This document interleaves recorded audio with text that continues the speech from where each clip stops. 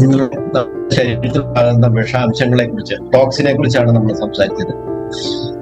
എങ്ങനെ വിഷാംശം നമ്മുടെ ശരീരത്തിൽ കിടക്കുന്നു എന്നുള്ളതിന്റെ ഒരു ചെറിയ ഐഡിയ ആണ് ഇന്നലെ തന്നത്.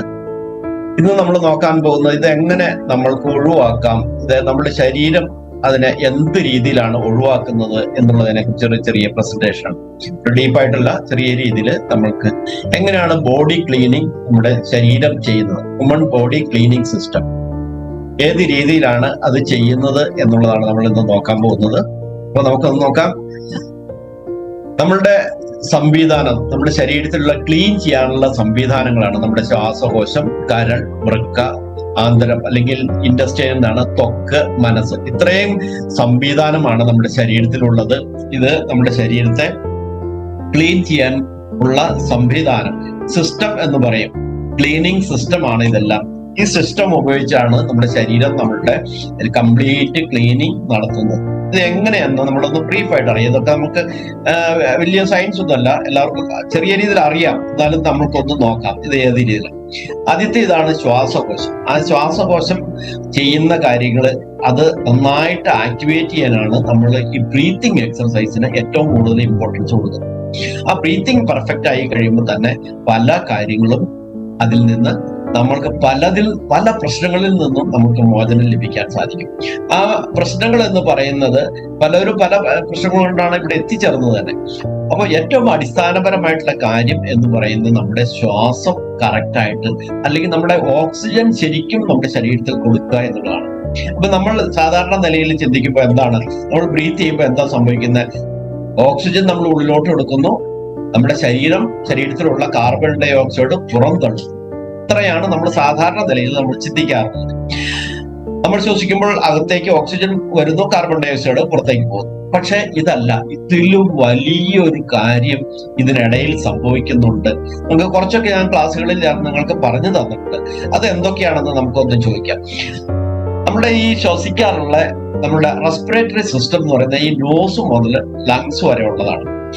ആദ്യമേ നമ്മുടെ മൂക്കിൽ കൂടി ശ്വസിക്കുമ്പോൾ തന്നെ മൂക്കിലുള്ള ഹെയർ, ചെറിയ രോമങ്ങളും അതിലുള്ള സൈനസിലുള്ള മ്യൂക്കസ്, വിൻഡ് പൈപ്പിലുള്ള മ്യൂക്കസ്, ഇതെല്ലാം കൂടി നമ്മുടെ അകത്തേക്ക് വിടുന്ന ഓക്സിജനെ ഫിൽട്ടർ ചെയ്തിട്ടാണ് അകത്തേക്ക് വിടുന്നത്. അപ്പൊ ആദ്യമേ സംഭവിക്കുന്നത് നമ്മുടെ മൂക്കിൽ തന്നെ വലിയ ഡസ്റ്റുകൾ, ഈ രോമവും ചെറിയ മ്യൂക്കസും ഒക്കെ നമ്മളെ അവിടെ വെച്ച് തന്നെ ഫിൽട്ടർ ചെയ്യുന്നുണ്ടാവും. അതിനുശേഷം നമ്മുടെ വിൻഡ് പൈപ്പിലേക്ക് ചെല്ലുമ്പോൾ വിൻഡ് പൈപ്പിന്റെ ചുറ്റുമുള്ളത് അതിന്റെ ഉള്ളില് ഒരു ലെയർ ആയിട്ട് മ്യൂക്കസ്, നമ്മുടെ കഫം എന്ന് പറയുന്നത് അത് ഒരു ലെയർ ആയിട്ടുണ്ട്. ആ ലെയർ എന്ന് പറയുന്ന ആ ലെയറാണ് ചെറിയ ഡസ്റ്റുകളെ ഫിൽട്ടർ ചെയ്തെടുക്കുന്നത്. ആ ലെയർ എന്ന് പറയുന്ന മ്യൂക്കസ് നമുക്കറിയാം ഒരു പശ പോലെയാണ്. അതുകൂടാതെ ഒരു സിലിയ സിസ്റ്റം എന്ന് പറയുന്ന സിസ്റ്റം ഉണ്ട്. ഈ മ്യൂക്കസിന്റെ അടിയിൽ ചെറിയ രോമങ്ങൾ പോലെയുള്ള ഒരു കാര്യമുണ്ട്, അത് സിലിയ എന്ന് പറയുന്നത്. ആ സിലിയ എന്ന് പറയുന്നത് ഇങ്ങനെ അനങ്ങും. അപ്പൊ ഈ മ്യൂക്കസ് എന്ന് പറയുന്നത് ഇതിന്റെ ചുറ്റുമുള്ള മ്യൂക്കസ് പതുക്കെ അനങ്ങിക്കൊണ്ടിരിക്കും. അനങ്ങാന്ന് പറഞ്ഞാൽ ഒരു വേവ് പോലെ ഇങ്ങനെ എപ്പോഴും അനങ്ങി. നമ്മൾ ശ്വസിക്കുമ്പോഴൊക്കെ ഇങ്ങനെ വേവ് പോലെ, വെള്ളത്തിൽ ഇങ്ങനെ ചെറിയ ചെറിയ വേവ് ഉണ്ടാകുന്ന പോലെ മ്യൂക്കസ് പ്രവർത്തിച്ചുകൊണ്ടിരിക്കും. അങ്ങനെ പ്രവർത്തിച്ചുകൊണ്ടിരിക്കുമ്പോഴാണ് വളരെ ചെറിയ ഡസ്റ്റ് ഒക്കെ അത് അബ്സോർബ് ചെയ്യാൻ സഹായിക്കുന്നത്. അത് മ്യൂക്കോസിലിയറി ക്ലിയറൻസ് സിസ്റ്റം, ആ സിസ്റ്റമാണ് ഇതിനെ സഹായിക്കുന്നത്. അതുവഴി എന്താ സംഭവിക്കുന്നത്? അങ്ങനെ നമ്മൾ എന്തെങ്കിലുമൊക്കെ ഡസ്റ്റ് അതിൽ പറ്റി പിടിക്കുമ്പോൾ ഈ സിലിയ എന്ന് പറഞ്ഞ സിസ്റ്റം ഇങ്ങനെ മൂവ് ചെയ്ത് ഈ കഫം എന്ന് ഈ പറയുന്ന മ്യൂക്കസ് സ്ലോലി മുകളിലേക്ക് വന്ന ഡസ്റ്റ് എല്ലാം കൂടി ഒന്നല്ലെങ്കിൽ നമ്മൾ ചുമച്ച് വെളിയിലേക്ക് അറിയും, അല്ലെങ്കിൽ നമ്മുടെ ഇതുവഴി വായിൽ കൂടി അത് ഉള്ളിലോട്ട് പോകുന്നുണ്ടാവും, നമ്മുടെ സ്റ്റൊമക്കിലേക്ക് പോകുന്നുണ്ടാവും. എന്തായാലും അത് നമ്മുടെ ലങ്സിലേക്ക് പോകാൻ ഒരിക്കലും അനുവദിക്കില്ല.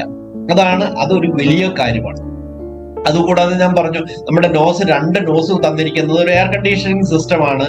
ആ ഒരു കറക്റ്റ് ടെമ്പറേച്ചറിലായിരിക്കും നമ്മളുടെ ലങ്സിലേക്ക് ഓക്സിജൻ എത്തുന്നത്. അതുകൂടാതെ കറക്റ്റ് അളവിലുള്ള ഈർപ്പവും നമ്മളുടെ ഈ സംവിധാനത്തിൽ കൂടി ഉള്ളിലോട്ട് പോകുന്നുണ്ട്. അപ്പോ നമ്മൾ കരുതിയിരിക്കുന്നത് നമ്മൾ ബ്രീത്തിങ് വഴി കാർബൺ ഡൈ ഓക്സൈഡ് പുറന്തള്ളുക മാത്രമല്ല, നമ്മൾ കൊടുക്കുന്ന ഉള്ളിലോട്ട് പോകുന്ന ഓക്സിജനും കറക്റ്റായിട്ട് ഫിൽട്ടർ ചെയ്ത് വിഷാംശം ഇല്ലാത്ത ഓക്സിജനെ നമ്മുടെ ശരീരത്തിലേക്ക് എത്തിക്കുക എന്നുള്ള ഒരു പ്രവൃത്തി കൂടി നമ്മൾ ബ്രീത്തിങ് ചെയ്യുമ്പോൾ ഉണ്ടാകുന്നുണ്ട്.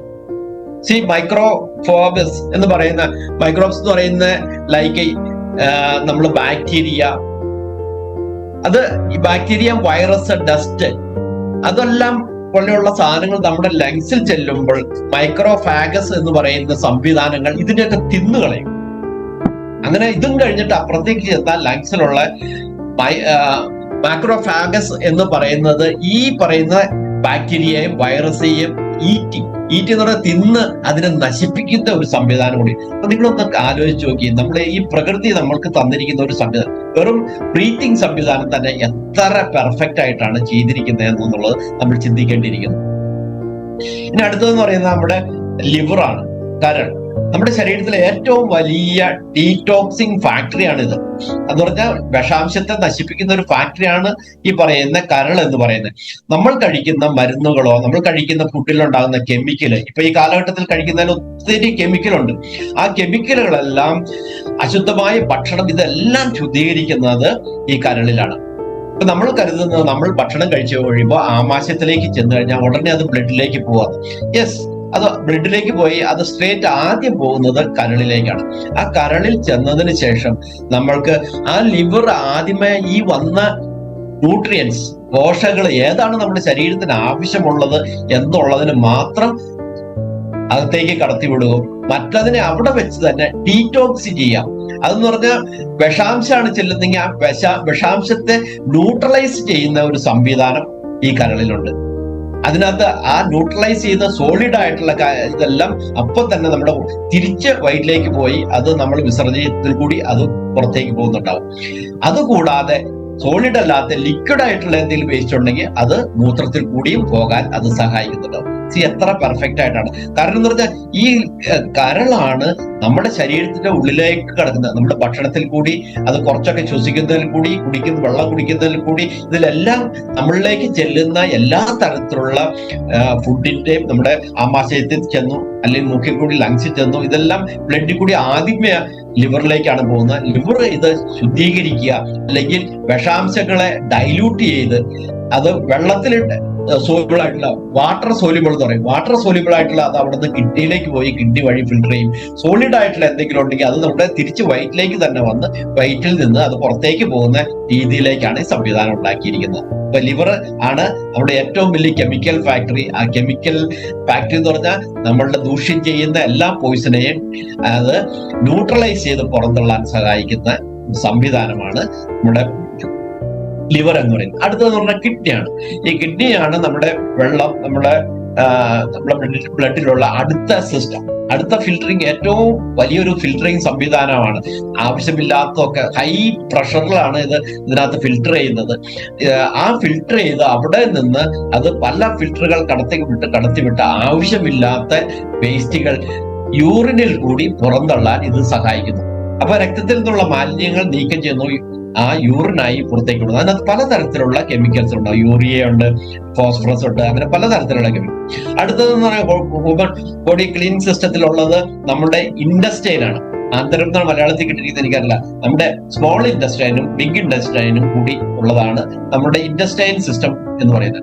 നമ്മുടെ ആമാശയത്തില് നമ്മൾ കഴിക്കുന്ന ഫുഡ് ആദ്യമേ നമ്മുടെ വായിൽ നിന്ന് തുടങ്ങും. അതിന്റെ ഡൈജഷൻ നന്നായിട്ട് ചവച്ചരച്ച് കഴിഞ്ഞ് സലൈവ ശരിയായിട്ട് മിക്സ് ചെയ്ത് കഴിയുമ്പോൾ കുറച്ചൊക്കെ ന്യൂട്രിയൻസ് വായിൽ നിന്ന് തന്നെ അബ്സോർബ് ചെയ്യപ്പെടും. അതിനുശേഷം അത് പോയി നമ്മുടെ ആമാശയത്തിൽ ചെന്നാണ് ശരിക്കും വർക്ക് നടക്കുന്നത്. അവിടെയാണ് ദഹന പ്രക്രിയ മുഴുവൻ നടക്കുന്നത്. അതൊരു നല്ല ഒരു എന്താ പറയുന്നത് ഗ്രേവി പോലെ നന്നായിട്ട് അരച്ച് എടുത്ത് അതിനകത്തുള്ള ന്യൂട്രിയൻസ് ഒക്കെ കുറെയൊക്കെ ആമാശയത്തിൽ നിന്നും നമ്മൾ ആഗിരണം ചെയ്യും. അതിനുശേഷം നമ്മൾ ഈ പറയുന്ന ഇൻഡസ്ട്രിയിലേക്കാണ് കിടക്കുന്നത്. സ്മോൾ ഇൻഡസ്ട്രിയൽ ആ വലിയ ആമാശയത്തിൽ നിന്ന് ആദ്യമേ പോകുന്ന സ്മോൾ ഇൻഡസ്ട്രിയിലേക്ക്. അപ്പൊ ഈ പറയുന്ന ലിക്വിഡ് പോലുള്ള ഇത് പോയി ഏകദേശം 7 മുതൽ 8 മീറ്റർ വരെ ഉണ്ട് ഈ സ്മോൾ ഇൻഡസ്ട്രി എന്ന് പറയുന്നത്. നമ്മുടെ അതിങ്ങനെ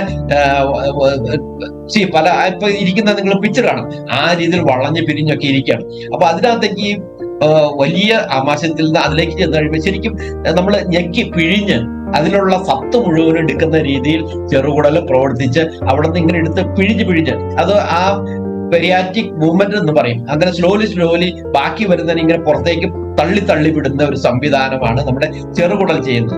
അതിനുശേഷം അത് പോയിട്ട് വൻകുടലിൽ നിന്ന് നമ്മൾക്ക് പുറത്തേക്ക് പോകും. അപ്പൊ ഇവിടെ വരുന്ന എന്ന് പറഞ്ഞാൽ ഈ ചെറുകുടൽ വരെ ആഗിരണം ചെയ്യപ്പെടും നല്ല രീതിയിലുള്ള നമ്മൾക്കുള്ള പോഷകങ്ങളൊക്കെ നമ്മൾ അബ്സോർബ് ചെയ്യുന്നുണ്ടാവും. അതിനുശേഷമാണ് നമുക്ക് അത് പുറന്തള്ളുന്നത്. അപ്പൊ നമ്മൾ മനസ്സിലാക്കേണ്ടത് എത്ര സിസ്റ്റമാറ്റിക് ആണ് ഇത് ചെയ്തിരിക്കുന്നത് എന്ന് നമ്മൾ മനസ്സിലാക്കേണ്ടിയിരിക്കുന്നു. സോ അപ്പൊ അങ്ങനെ ചെയ്ത് കഴിയുമ്പോൾ നമുക്ക് മനസ്സിലാക്കാം ആ ഫുഡ് കഴിച്ചു കഴിഞ്ഞാൽ ഈ പെരിയാറ്റിക് സിസ്റ്റം അല്ലെങ്കിൽ നമ്മളുടെ ഇൻറ്റസ്റ്റൈൻ വഴി പിന്നെ അത് പുറത്തേക്ക് പോകണം. അവിടെയാണ് പ്രധാന പ്രശ്നം വരുന്നത്. പല ആളുകളും എല്ലാ ദിവസവും നമ്മുടെ സ്റ്റൊമക്ക് എംപ്റ്റി ചെയ്യുക എന്നുള്ളത് ചെയ്തില്ലെങ്കിൽ എന്ത് സംഭവിക്കുന്നു? അത് ഈ പറയുന്ന ബിഗ് ഇൻഡസ്ട്രിയിൽ കടന്നു കഴിഞ്ഞാൽ അതിലുള്ള വിഷാംശങ്ങൾ എഗെയിൻ തിരിച്ച് നമ്മുടെ ബ്ലഡിലേക്ക് ആഗിരണം ചെയ്യപ്പെടും. അതേപോലെ തന്നെയാണ് നമ്മുടെ യൂറിൻ നമ്മൾ ശരിയായ രീതിയിൽ വെള്ളം കുടിക്കാതെ നമ്മൾക്ക് ആ മൂത്രം ഒഴിക്കണമെന്ന് തോന്നാത്ത ഒരു അവസ്ഥയിൽ നിൽക്കുന്ന സമയത്ത് അതിലുള്ള അപ്പോൾ നമ്മൾ ശരിയായ രീതിയിൽ വെള്ളം കുടിച്ചില്ലെങ്കിൽ എന്താ ചെയ്യുന്നത്? അതിനകത്തുള്ള ഈ പറയുന്ന ക്ഷാരമെല്ലാം കട്ടിയായി വളരെ തിക്കാവും യൂറിൻ. അത് എന്നിട്ട് വെളിയിലേക്ക് പോയില്ലെങ്കിൽ എന്താ സംഭവിക്കുന്നത്? അതിലുള്ള വിഷാംശം തിരിച്ച് ബ്ലഡിലേക്ക് കലരുന്നുണ്ടാവും. അപ്പൊ അത് നമ്മൾ നന്നായിട്ട് വെള്ളം കുടിക്കുക. ഈ പറയുന്ന സോളിഡ് വേസ്റ്റും ലിക്വിഡ് വേസ്റ്റും നമ്മുടെ ശരീരത്തിൽ നിന്ന് ശരിക്കും പുറന്തള്ളാൻ നമ്മൾ ശരിക്കും വെള്ളം കുടിക്കണം. നമ്മൾ കഴിക്കുന്ന ഭക്ഷണത്തിൽ നാരുള്ള ഭക്ഷണം ഉണ്ടെങ്കിൽ മാത്രമേ അത് ആ മൂവ്മെന്റും ആ വർക്കും ശരിയായി നടക്കുകയുള്ളൂ. അത് ആ ഒരു റബ്ബിങ് എഫക്റ്റ് ഉണ്ട്. നമ്മുടെ കംപ്ലീറ്റ് ക്ലീൻ ചെയ്യുന്ന നമ്മുടെ ഈ പറയുന്ന ഇൻറ്റസ്റ്റൈൻ മുഴുവൻ ഒന്ന് ക്ലീൻ ചെയ്ത് അത് നാര് പോലുള്ള ഇത് ഫുഡ് കഴിക്കുമ്പോഴാണ് ആ ക്ലീനിങ് പ്രോസസ്സ് നടക്കുന്നത്. ഈ ക്ലീനിങ് പ്രോസസ്സ് നടക്കാത്ത എല്ലാം വളരെ സോഫ്റ്റ് ആയിട്ടുള്ള ഈ പറയുന്ന ഹൈ ഗ്ലൈസിമിക് ആയിട്ടുള്ള ഫുഡ് എന്ത് കഴിച്ചു കഴിഞ്ഞാൽ അപ്പൊ തന്നെ അബ്സോർവ് ചെയ്യുന്ന ടൈപ്പ് ഫുഡ് കഴിച്ച് വയറ്റിൽ നിന്ന് പോകാനൊന്നും ഉണ്ടാവില്ലാത്ത രീതിയിലുള്ള ഫുഡ് കഴിച്ച് അത് പറഞ്ഞ ഹൈ ഗ്ലൈസിമിക്കും ആണ്. ഹൈ ഗ്ലൈസിമിക് എന്ന് പറഞ്ഞാൽ കൂടുതൽ ഷുഗറാണ് കഴിക്കുന്നത്. ആ ഷുഗർ ചെല്ലുന്ന മുഴുവൻ നമ്മുടെ ശരീരത്തിൽ ബ്ലഡിലേക്ക് അബ്സോർബ് ചെയ്യും. അപ്പൊ ഈ പറയുന്ന നമുക്ക് നാരില്ലാത്ത ഫുഡ് കഴിച്ചു കഴിയുമ്പോൾ നമ്മുടെ ആമാശയം ഇതൊന്നും ക്ലീനിങ് ഉള്ള പ്രോസസ്സ് നടക്കില്ല. അതുകൊണ്ട് തന്നെ കുറെ കാലം കഴിയുമ്പോൾ നമ്മുടെ ശരീരത്തിലേക്ക് പോഷകങ്ങൾ ആഗിരണം ചെയ്യുന്നത് കുറയും. വലിയൊരു പ്രശ്നമാണ്. പല ആളുകൾക്കുള്ള പ്രശ്നമാണ് നമ്മൾ എന്ത് കഴിച്ചാലും ശരീരത്തിൽ പിടിക്കുന്നില്ല എന്ന് പറയുന്നില്ലേ, ആ ഒരു രീതിയിലേക്ക് നമ്മൾ മാറുന്നുണ്ടാവും. അപ്പോ നമ്മളുടെ ഇൻറ്റസ്റ്റൈൻ എന്ന് പറയുന്ന ആ രീതിയിലാണ് നമ്മൾ ക്ലീൻ ചെയ്യുന്നത്. എന്ന് പറഞ്ഞാൽ സോലിബിൾ ഫൈബറുള്ള ഫുഡ് കഴിക്കുക, നല്ല രീതിയിൽ വെള്ളം കുടിക്കുക, റെഗുലർ ആയിട്ട് ബൗൾ മൂവ്മെന്റ് വയറ്റിൽ നിന്ന് പോകുന്നത് ശരിയാണെന്നുള്ളത് ഇതെല്ലാം കറക്റ്റ് ആവാൻ വേണ്ടി ഇതെല്ലാം ശരിയാവണമെങ്കിൽ നമ്മൾ പറയുന്നത് എന്താണെന്ന് വെച്ച് കഴിഞ്ഞാല് നമ്മൾ ശരിയായി വെള്ളം കുടിക്കുക, നല്ല ഭക്ഷണം കഴിക്കുക, എക്സർസൈസ് ചെയ്യുക, ആക്ടിവിറ്റി കൊടുത്തു കഴിയുമ്പോഴാണ് ഈ പറയുന്ന എല്ലാ ക്ലീനിങ് സിസ്റ്റത്തിനും ഒരു എക്സർസൈസ് കിട്ടുകയും അത് കൂടുതൽ ആക്ടിവേറ്റ് ചെയ്യുന്നത്. ഇനി നമ്മൾ ഹ്യൂമൻ ബോഡിയിലുള്ള അടുത്ത ക്ലീനിങ് സിസ്റ്റമാണ് നമ്മുടെ ത്വക്ക് എന്ന് പറയുന്നത്, സ്കിൻ. നാം വിയർക്കുമ്പോൾ സ്വെറ്റായിട്ട് പുറത്തേക്ക് പോകുന്നതിനകത്ത് ഒത്തിരി വിഷാംശങ്ങൾ പുറത്തേക്ക് തള്ളപ്പെടുന്നുണ്ട്. അപ്പൊ ഈ കാലഘട്ടത്തിലെ പ്രശ്നം എന്താണ്? ആളുകൾ ഫിസിക്കൽ ആക്ടിവിറ്റി ഇല്ല, കൂടുതൽ വർക്ക് ചെയ്യുന്നില്ല, വിയർക്കുന്നില്ല എന്നുള്ള പ്രശ്നം. അതുകൊണ്ട് തന്നെയാണ് ഈ കാലഘട്ടത്തിൽ സ്കിൻ ഡോക്ടർമാർക്ക് ചാകരയാണ്. സ്കിൻ ഡിസീസസ് ഒത്തിരി കൂടുതലാണ്. അപ്പൊ നമ്മൾ വിചാരിക്കും വിയർപ്പിൽ കൂടി പോയില്ലെങ്കിൽ എന്താണ് അത് മൂത്രത്തിൽ കൂടി പോകുന്നുണ്ടല്ലോ. ഇല്ല, ശരിയല്ല. നമ്മളുടെ സ്കിന്നും ഈ സ്കിന്നിന്റെ ഒരു ക്രോസ് സെക്ഷൻ ആണ് ഇവിടെ കൊടുത്തിരിക്കുന്നത്. ആ ക്രോസ് സെക്ഷൻ നിങ്ങൾക്ക് ഏറ്റവും അടിയിൽ ഫാറ്റ് ഉണ്ട്, നമ്മുടെ ടെമ്പറേച്ചർ കൺട്രോൾ ചെയ്യാൻ. അതിന്റെ മുകളിൽ എന്ന് പറഞ്ഞാൽ നമ്മളുടെ നെർവ് സിസ്റ്റം ഉണ്ട്. ഏറ്റവും മുകളിൽ സ്കിന്നാണ് നമ്മളെ പ്രൊട്ടക്ട് ചെയ്യുന്നത്. ആ സ്കിന്നിലെല്ലാം ചെറിയ ചെറിയ ദ്വാരങ്ങളുണ്ട്. അപ്പൊ നമ്മൾ ഉള്ളിൽ നിന്നുള്ള വേർപ്പ് പുറത്തേക്ക് പോയാൽ ഈ ദ്വാരങ്ങളെല്ലാം ക്ലിയർ ചെയ്തു. അതുകൂടാതെ അതിനകത്തുള്ള ഗ്ലാൻസ് ഉണ്ട്. ആ ഗ്ലാൻസിൽ കൂടിയാണ് നമുക്കൊരു എണ്ണമയം പുറത്തേക്ക് വരുന്നത്. അപ്പൊ ആ പോറസ് ഒക്കെ അടഞ്ഞിരിക്കുകയാണെങ്കിൽ അത് തുറക്കാൻ ഇത് സഹായിക്കും. അതുപോലെ തന്നെ ആ എണ്ണമയം വന്ന് പുറമേ നിൽക്കുമ്പോഴാണ് നമ്മൾക്കൊരു പ്രൊട്ടക്ഷൻ ലഭിക്കുന്നത്. ഈ ഫാറ്റാണ് നമ്മളെ ടെമ്പറേച്ചർ കൺട്രോൾ ചെയ്യാൻ സഹായിക്കുന്നത്. അപ്പൊ ഇതിനെല്ലാം വളരെയധികം പർപ്പസ് ഉണ്ട്, ആവശ്യങ്ങളുണ്ട്. നമ്മൾ വിചാരിക്കും ഇതിന്റെയൊക്കെ ആവശ്യത്തിന് ഞാൻ എക്സർസൈസ് ചെയ്യുന്നില്ലെങ്കിൽ എന്താ കുഴപ്പം എന്നുള്ള ചിന്ത നമുക്ക് അവസാനിപ്പിക്കണം. നമ്മൾ നന്നായിട്ട് വേർക്കുന്ന രീതിയിൽ ഫിസിക്കൽ ആക്ടിവിറ്റി ചെയ്യണം. അപ്പോഴാണ് ആ സംവിധാനം. അപ്പൊ ഇതിനെല്ലാം ഏതൊരു സിസ്റ്റത്തിനും നമ്മൾക്ക് ഹെൽപ്പ് ചെയ്യുന്നത് എന്ന് പറയുന്നത് അവര് ഓരോന്നിനും പറയുന്നതിന് പറഞ്ഞാൽ എല്ലാത്തിനോടും ഒന്നിച്ച് പറയാണ്, നല്ല രീതിയിൽ വെള്ളം കുടിക്കുക, നല്ല രീതിയിൽ ശ്വസിക്കുക, നല്ല ഭക്ഷണം കഴിക്കുക, നാച്ചുറൽ ആയിട്ടുള്ള ഫുഡ് കഴിക്കുക, ടോക്സിൻ ആയിട്ടുള്ള പ്രൊഡക്റ്റ് ആയിട്ടുള്ള, അതെന്ന് പറഞ്ഞാൽ ഒരു ഫുഡ് പാക്ക് ആയി കഴിയുമ്പോൾ അത് പ്രൊഡക്റ്റ് ആയി, അത് ഫുഡ് അല്ല എന്നാണ് പറയുന്നത്. അതൊരു പ്രൊഡക്റ്റ് ആണ്, ഒരു കമ്പനിയുടെ പ്രൊഡക്റ്റ് ആണ്. അതിനകത്ത് ഒത്തിരി പ്രിസർവേറ്റീവ്സ് ഉണ്ടാവും, ഒത്തിരി കെമിക്കൽസ് ഉണ്ടാവും. അത് കഴിവതും ഒഴിവാക്കുക, നല്ല ഫുഡ് കഴിക്കുക, അതുപോലെ എക്സർസൈസ് ചെയ്യുക, ഫിസിക്കൽ ആക്ടിവിറ്റി, വേർക്കുന്ന രീതിയിൽ നമ്മൾ ശരീരം മൂവ് ചെയ്ത് എന്തെങ്കിലുമൊക്കെ ചെയ്യുക. എന്നാൽ മാത്രമേ ഈ പറയുന്ന ഓർഗൻസിനെ എല്ലാം നമ്മൾക്ക് പ്രൊട്ടക്ട് ചെയ്യാനും ഹെൽത്തി ആയിട്ട് വെക്കാനും സാധിക്കുകയുള്ളൂ എന്നുകൂടി നമ്മൾ മനസ്സിലാക്കണം. സോ അടുത്തതെന്ന് പറയുന്നത് നമ്മുടെ മനസ്സാണ്. മനസ്സ് ക്ലീൻ ചെയ്യുന്നതിനെ കുറിച്ച് ഞാൻ ആദ്യമേ പോലെ പറയുന്നുണ്ട്. ബ്രീത്തിങ് എക്സർസൈസ് ചെയ്യുക, മെഡിറ്റേഷൻ ചെയ്യുക, നല്ല കാര്യങ്ങൾ ചിന്തിക്കുക. അത് നമ്മൾ പ്രാക്ടീസ് ചെയ്ത് നമ്മുടെ ഒരു ഹാബിറ്റ് ആക്കി മാറ്റുകയാണ് ഇതിനകത്ത് ചെയ്യേണ്ടത്. നമ്മുടെ ചിന്തകളാണ് നമ്മുടെ ശരീരത്തെ നേരിട്ട് ബാധിക്കുന്നത്. നല്ല ചിന്തകൾ നമ്മുടെ ശരീരത്തിന് നല്ലത് നൽകും, മോശമായിട്ടുള്ള ചിന്തകൾ നമ്മുടെ ശരീരത്തിന് മോശമായിട്ടും ഭവിക്കുന്നുണ്ടാവും. അതുകൊണ്ട് നമ്മുടെ ചിന്തകൾ, നമ്മുടെ മൈൻഡ് ഒരു പോസിറ്റീവ് മൈൻഡ് സെറ്റിലേക്ക് ആക്കിയെടുക്കുക എന്നുള്ളത് വളരെ അത്യാവശ്യമുള്ളതായിട്ടുള്ള കാര്യമാണ്. സോ ഇനി ഒരു ചലഞ്ചാണ് ഞാൻ നിങ്ങൾക്ക് തരുന്നത്. ബ്രീത്തിങ് ചലഞ്ച് മാത്രമല്ല, ഈ കാര്യങ്ങൾ നിങ്ങൾ ദിവസവും ചെയ്യുക. നിങ്ങൾ ദിവസവും ചെയ്യേണ്ട വളരെ ചെറിയ കാര്യമാണ്. രാവിലെ ഡീപ് ബ്രീത്തിങ് എക്സസൈസ് ചെയ്യുക. രാവിലെ കുറച്ച് നേരത്തെ എഴുന്നേറ്റ് ബ്രീത്തിങ് എക്സസൈസ് ചെയ്യണം. ചൂടുവെള്ളം എക്സർസൈസ്, ഇത്രയും കാര്യങ്ങൾ. ചൂടുവെള്ളം ഞാൻ പറഞ്ഞിട്ടുണ്ട്, ഒരു വാം വാട്ടർ 1 ലിറ്ററെങ്കിലും ആദ്യമേ തന്നെ നമ്മുടെ ശരീരത്തിന് കൊടുക്കണം. മറ്റു ഫുഡൊക്കെ കഴിക്കുന്നതിന് മുമ്പ് ഏറ്റവും ആദ്യം നമ്മുടെ ശരീരത്തിന് ലഭിക്കേണ്ടത് ഓക്സിജൻ നമുക്ക് രാത്രി കിടക്കുമ്പോഴും കിട്ടുന്നുണ്ട്. പക്ഷെ നല്ല റിപ്പയറിംഗ് വർക്കൊക്കെയാണ് നമ്മൾ ഉറങ്ങുമ്പോൾ നടക്കുന്നത്. പക്ഷെ എഴുന്നേറ്റ് കഴിയുമ്പോൾ ആദ്യമേ നല്ല ഓക്സിജനും നല്ല രീതിയിൽ വെള്ളവും നമ്മുടെ ശരീരത്തിന് സപ്ലൈ ചെയ്യും. അതാണ് ഇനി അടുത്ത ചലഞ്ച് എന്ന് പറയുന്നത്. നമ്മൾ ഇനി കണ്ടിന്യൂസ്ലി 21 ഡേയ്സ് അത് ചെയ്യുന്നു എന്ന് നിങ്ങൾ ഉറപ്പുവരുത്തുക. പകൽ സമയത്ത് നല്ല ഭക്ഷണം കഴിക്കുക, കൂടുതൽ വെള്ളം കുടിക്കുക. 3 ലിറ്റർ വെള്ളമെങ്കിലും ഒരു ദിവസം കൺസ്യൂം ചെയ്യുന്നു എന്ന് അഡൽട്സ് എല്ലാവരും ഉറപ്പുവരുത്തുക. നിങ്ങൾ ജോലി ചെയ്യുന്നില്ലെങ്കിലും, നിങ്ങൾക്ക് സ്വെറ്റിംഗ് ഇല്ലെങ്കിലും നിങ്ങൾ ഇത് ചെയ്തിരിക്കണം എന്ന് മനസ്സിലാക്കുക. ലളിതമായ ഭക്ഷണം, നല്ല ഉറക്കം, രാത്രി ഉള്ളതാണ് ലളിതമായി. രാത്രി എന്ന് പറയുന്നത് വളരെ ലൈറ്റ് ആയിട്ടുള്ള ഭക്ഷണം കഴിക്കുക, കഴിവതും സാലഡ്സ് കഴിക്കുക. ഈ പ്രായത്തിലുള്ളവർക്ക് ഇനി ഹെവി ആയിട്ടുള്ള ഫുഡിന്റെ ആവശ്യമില്ല, സാലഡ്സ് കഴിക്കുക. ഇത് ചെയ്താൽ നിങ്ങളുടെ ശരീരം സ്വയം ശുദ്ധമാകും. ഇതാണ് നമ്മുടെ അടുത്ത ചലഞ്ച് എന്ന് പറയുന്നത്. ബ്രീത്തിങ് ആദ്യമേ പ്രാക്ടീസ് ചെയ്തു, പലരും വെള്ളം കുടിക്കുന്ന കാര്യം പറഞ്ഞിട്ടുണ്ടായിരുന്നു. ഇനി നമ്മളുടെ അടുത്ത ചലഞ്ച് എന്ന് പറയുന്നത് ഈ കാര്യങ്ങൾ ഓരോ സമയത്തും ചെയ്യുന്നു എന്ന് ഉറപ്പുവരുത്തുക. ഇതാണ് നമ്മളുടെ ഇന്നത്തെ ഇത് ടോക്സിൻ എങ്ങനെ നമ്മുടെ സംവിധാനം, നമ്മളായിട്ടല്ല, നമ്മളുടെ ശരീരം തന്നെ എങ്ങനെ ശുദ്ധമാക്കുന്നു എന്നുള്ളതാണ് നമ്മൾ മനസ്സിലാക്കിയത്.